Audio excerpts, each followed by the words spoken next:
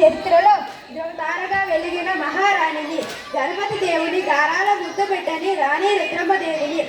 నా తండ్రి గణపతి దేవులకు పుత్రులెవరూ లేనందున నన్ను ఆడపిల్లలా కాక అచ్చం మగపిల్లవాడిగా పెంచి రుద్రమ్మదేవుడు అనే నామకరణం చేసి కత్తిసాము, గుర్రపు స్వారీలతో సహా సకల కళా విద్యలను నేర్పించి పట్టాభిషేకం చేశారు.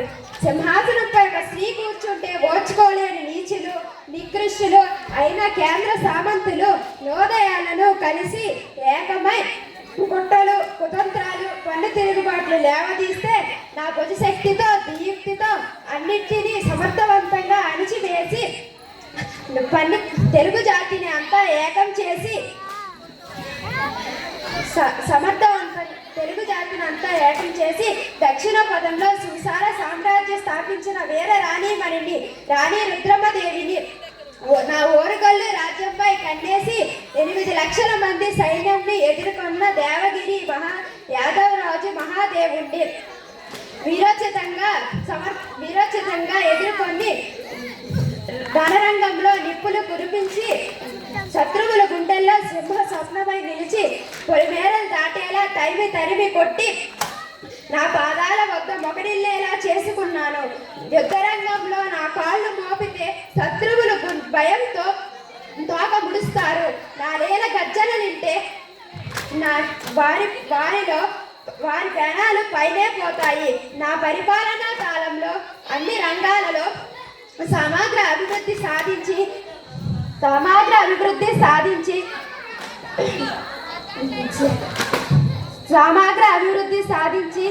శిల్పాలన్నీ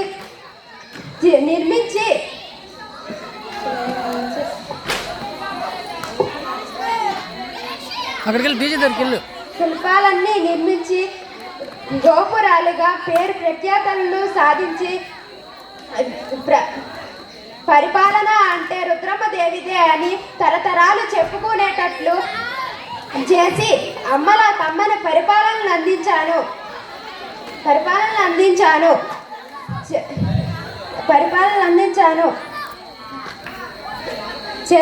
ఒక పక్క పౌరుష పరాక్రమాలకు, మరో పక్క ప్రేమ ఆప్యాయతలకు పేరు నిలిపి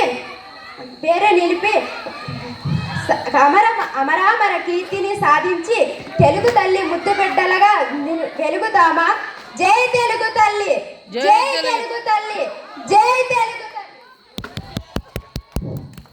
సూపర్.